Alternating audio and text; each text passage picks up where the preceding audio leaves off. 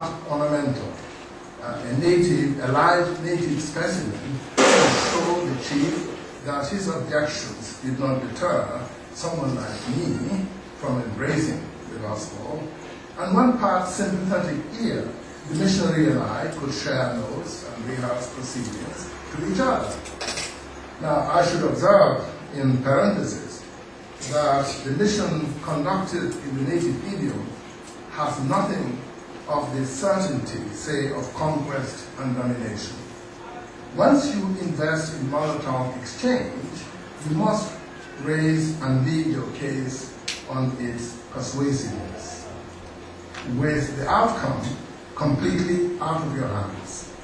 We overlook this, I think, in our discussion of mission, when we construe mission as cultural colonialism only, but enough on this. The trip made a deep impression on me, as you can tell, I suppose, because it contrasts so sharply with another similar visit I made with a friend to a Shaker community, or the remnants of a Shaker community, in the area of Albany, New York, a couple of months earlier before my visit to the chief. My encounter on that occasion was prominent by the superficial tourist curiosity with which I marveled at items of Shaker furniture and other artifacts of their unadorned, austere lifestyle. Shakers, you should know by now, made wonderful exotic objects that are now collector's items and sought after museum pieces. But the Shaker tradition has no claim on our attention or on our attitudes as such. Not so the Yoruba Muslim chief, for whom religion was based on truth claims about God. No one here or elsewhere should doubt that the African setting has become a genuine platform of open public encounter, not just a passive background of polite evasion and indifference. The chief demonstrated a fetching spirit of interfaith engagement and honesty, you have to say, with flair and good humor.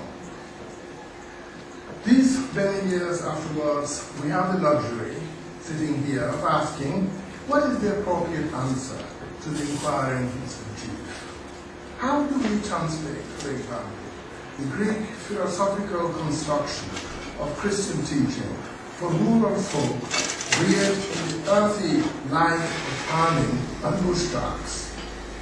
What vernacular explanations should accompany the high-minded verbal arguments of the theologians? How do you defect the naturalistic objections of the chief unless you can find substitutes for the abstract ideas in the creed of the seen and unseen, substance, person, form, being, and so forth? The language of the creeds, you see, puts you on the defensive. The fundamental work needed to translate Christian doctrines into African languages has scarcely begun. The chief suggested that we cannot evade or postpone that work much longer. The great strides of Christianity in Africa have left us, I believe, with the cumulative pressure of the need for relevant exegesis, interpretation, and construction. The creeds of the church must find their place in Africa before the tide turns, and African Christians then are left scrambling for a foothold. For Western Christians, the appropriate response to the Muslim chief is a package of economic incentives.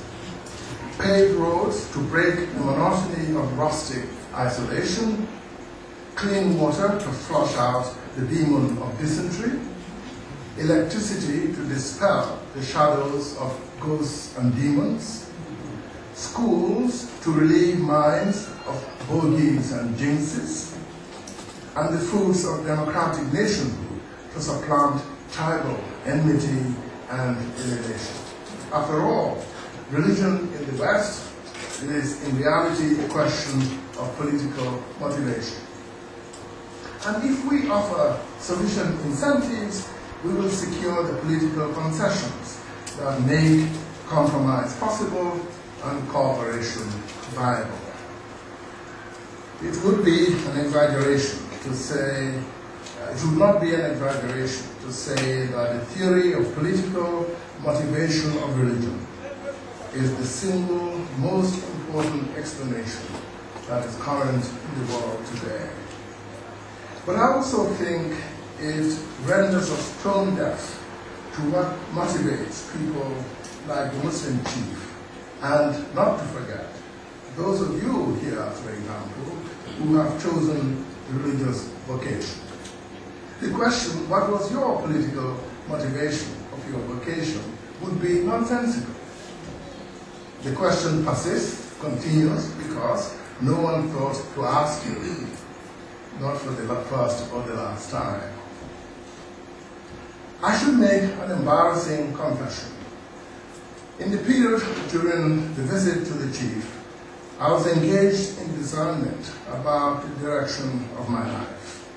Friends in the United States appealed to me when I finished my studies to settle there, and were dismayed when I didn't. The choice, as I narrowed it down, was between studying religion cast in the Shaker world of splendid isolation, and, on the other hand, studying religion as defined in the shape of the old chief. Up to that point, I hadn't the slightest interest whatsoever in theology or in Christology. After that point, I couldn't think of anything else. And so I foolishly imagined that God wished me to return, to turn my attention to Africa, and particularly to the religious shape of the encounter with Muslims. I went to study on 2 more continents to fulfill that sense of mission. I will please spare you the details of that extravagant view of my role in God's work in places like Africa.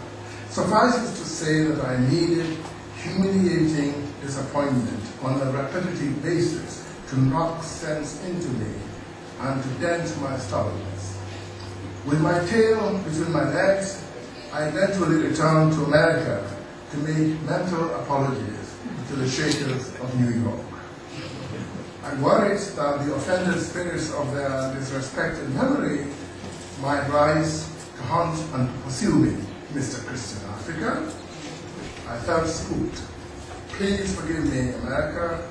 You are indeed the land of the free and the home of the brave. I would never disrespect you in the least of those who, as soon as they pitched tent, were blown away by the wind of change as if they never lived. I was pleading now not to be reduced to an African relic of the New World. The lavish padding of flesh and fashion that we acquired in America.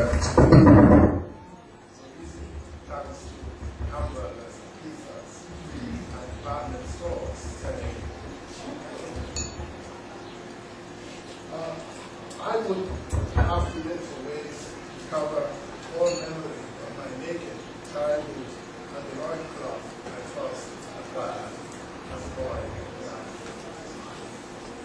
I have never said this about myself before, but returning to Ghana in these public circumstances demands full recognition of my motivation as a leader.